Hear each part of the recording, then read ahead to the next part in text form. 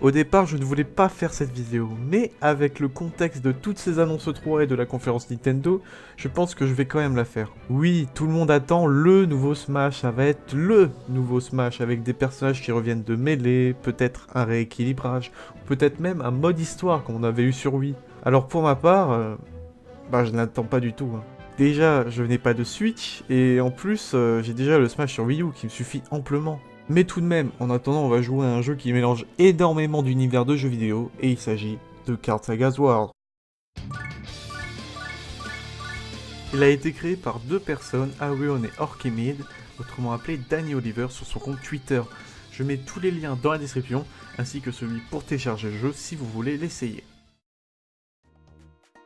Ce n'est pas vraiment un jeu, en fait c'est plus une démo mais déjà suffisamment complète pour que vous puissiez vous amuser dessus. Il a été fait à partir du moteur de jeu Mugen, ayant une très grande communauté et plein de jeux ont été faits avec. C'est aussi un bon moteur pour télécharger des persos et faire des combats improbables.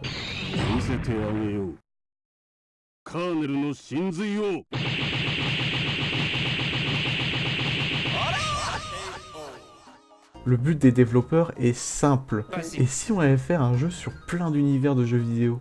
Pas seulement Nintendo, mais sur des univers qu'on adore. C'est pour cela que les personnages jouables viennent tous de différentes séries.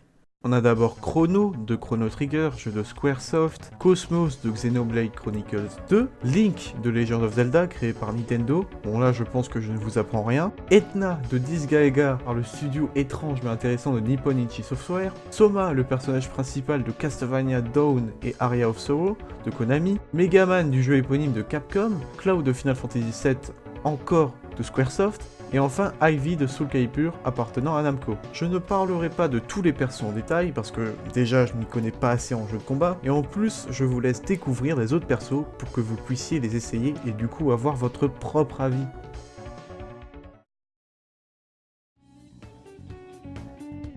Mon perso préféré est sans surprise Link, puisque je le jouais déjà pendant des années dans les Smash. Il a vraiment un super feeling, je m'y retrouve vraiment. Il peut balancer des bombes, le boomerang, il fait l'attaque tournoyante, etc. Bref, pour ma part, c'est le personnage auquel je prends le plus de fun à jouer.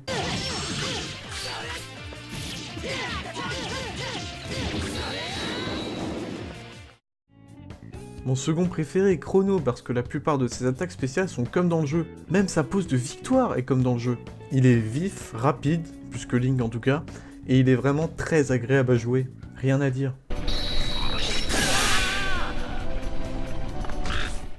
J'ai un peu testé les autres, mais je ne suis pas très fan de leur façon de jouer. Mais c'est personnel, même si Cloud se joue bien et Edna est marrante dans ses attaques aussi. Mais ce n'est pas vraiment la chose dont je voulais vous parler dans ce jeu. Comme vous l'avez peut-être remarqué, en bas de l'écran, chacun possède une carte qui s'obtient lorsque l'on reçoit des dégâts. Cette fonctionnalité de gameplay est en fait un prétexte pour mettre le plus de références à toutes sortes de jeux possibles. En fait, lorsque vous activez une carte, un personnage se pointe pour vous aider, mais ça peut être tout et n'importe qui. Les Lemmings, en passant par Red Earth, merci les développeurs, je vous aime, et aussi Warcraft, ou bien Medieval, et même Gobelin, un personnage d'un studio français.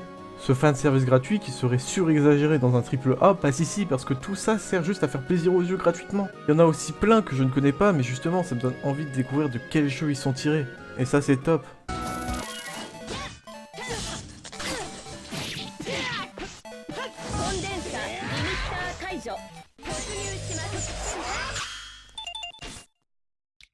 L'autre claque de ce jeu indé, ce sont ses graphismes. Je suivais Danny Oliver pour ses pixel art vraiment incroyables, que certains de mes abonnements ont retweeté. Déjà, quand on voit une seule de ses créations, on est impressionné, mais quand on voit un jeu fait entièrement de ses pixel art, c'est tout simplement magnifique. Les personnages, les cartes de soutien, les effets, les backgrounds, et bordel, surtout les backgrounds, sont juste incroyables, avec plein de petits détails et de bonnes idées. Il y a 5 stages, tous très très beaux, mention spéciale pour le stage de la forêt Kokiri. Et celui qui m'a vraiment fait quelque chose, c'est le stage issu directement de Chrono Trigger, avec tous les détails qui nous ramènent au jeu, ainsi que le battle theme un peu remixé. C'est presque émouvant le truc.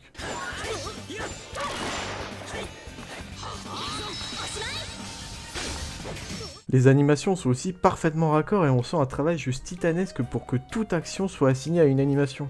Quant au gameplay, je ne dirais pas qu'il est particulièrement transcendant, mais il reste très sympa. Et même si je ne suis pas du tout un expert en jeu de combat, je sais que les pro-gamers et les parfaits débutants peuvent s'amuser. J'ai déjà vu des vidéos de combos de la part de joueurs, ce qui montre que ce jeu s'annonce être un jeu avec une bonne communauté. Le seul défaut que l'on peut trouver au jeu, ce sont ses crashs fréquents, toutes les 3 parties. Mais c'était pas si gênant du fait que le jeu se lance très rapidement. Et aussi que le grand nombre de personnages et d'actions rendent souvent la scène illisible et confuse. Mais bon, ça on peut les excuser puisque ce n'est qu'une démo après tout. En tout cas, avec ce jeu et mon Smash Wii U, je ne suis pas pressé de voir arriver le nouveau Smash. Je vous laisse découvrir cette petite merveille, et moi en attendant, je vous laisse. Allez, salut!